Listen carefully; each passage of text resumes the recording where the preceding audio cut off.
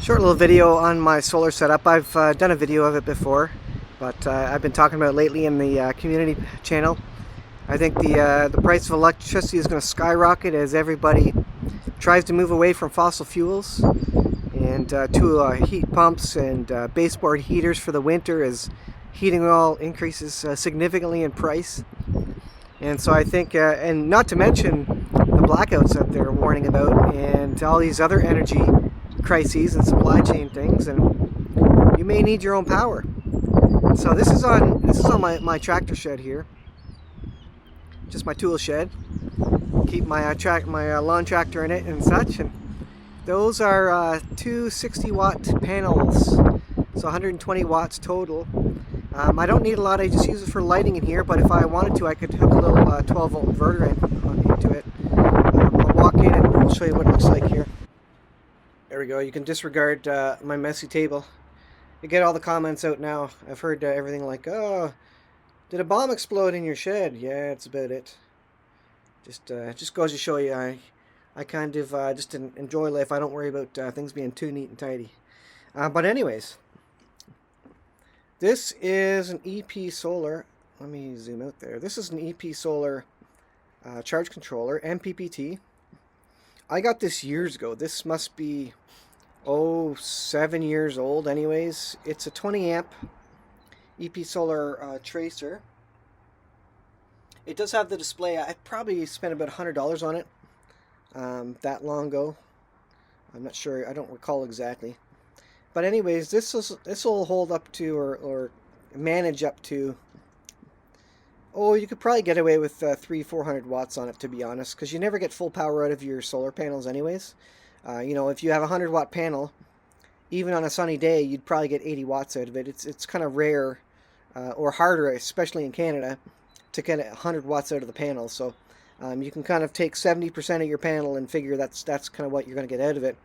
And then you can consider how much amperage is going in to this unit to see how much you got to control. But you do the research yourself. You learn about amps and input, output, and all that kind of thing, and what you need. I was running this off RV style deep cycle battery. This is probably 7 years old too. This is well done and doesn't work anymore.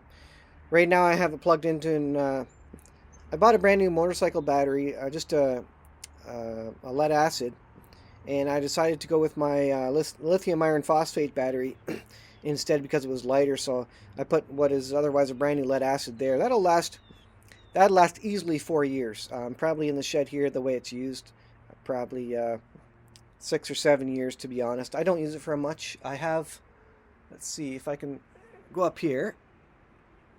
I have some LEDs there that I kind of have tagged up, but then I have an LED light strip too, which goes all the way down the center of the shed there. There you can kind of see it. I gotta hang up the end of it, but anyways, all the way down in the center of the shed, lighting that up. So I use it for night when I'm doing work in here. It's not super bright, but it works pretty well for general maintenance or doing things in the shop after the night falls. So that's it. Yeah, very basic setup. Maybe about $100 for a 20 amp MPPT charge controller, especially US. You get it $100 or less for sure in the US. You don't need a lot of panels for a basic setup like this. And with this, I could plug in a USB charger here, trickle charge batteries, cell phones, various things. Now, this isn't going to do a lot of amperage. This is a little 6 amp hour battery. You're not going to run a well pump with that by any stretch, or even a large fridge. It might run it would probably start a freezer, but it wouldn't run it very long if you had a large enough inverter. But those are all things you got to consider. What are you running? What do you want to run? How much draw is there per hour on that device? How much surge draw is there? Because a well pump, for example, it'll run for 30 seconds at 1,000 watts, but it might require 2,000 watts to actually start, and that's called the surge amperage that it takes. And so you need an inverter that can manage that initial burst of amperage. And this little battery wouldn't be able to provide enough amperage. The voltage drop on it would be too great. So you need a much bigger battery, something the size of that. Would be able to put out the sustained amperage to start a well pump and keep it going for enough time. But all these components, the batteries, solar charge controllers, the solar panels, they all need to be sized. And you may find out that you have a battery, but the battery is big enough, but you don't seem to be able to charge it up in a single day based on your usage. So maybe you need more solar panels. But then as you get more solar panels, you may decide, you know what, they're charging the battery up too quick in the first hour after the sun comes up, and then they are not doing anything the rest of the day because the battery's full. So then you might need a larger battery bank. So it's kind of this seesaw effect of, what do you need and what's going to suit your purposes. But start small. Get something like this so you can charge some cell phones, recharge various batteries and devices, maybe charge up a little Jackery power bank or whatever you have, a solar generator as they call them. And that's a good start. From there, like I say, you buy another panel, you buy another battery. You maybe upgrade the solar charge controller after a little while once you understand what's happening. And be careful with it. There's lots of voltage and things, so you can hurt yourself. Although this is a 12-volt system, you can move up to a 24-volt system. I think this will handle a 24-volt system. A lot of the new ones are auto-sensing, so if you put these in series, I want to say it right, series, two 12-volt batteries in series would be 24-volt system. And then you can run larger solar panels or more solar panels on top, kind of double your solar panels if you double the voltage. But that, like I say, that means you need two lead acid batteries, so you don't get as much amp hours out of them, but you can have a larger solar array. Lots of learning to do. Check out what's his name, Will Prouse on YouTube. He is all solar power, solar generation.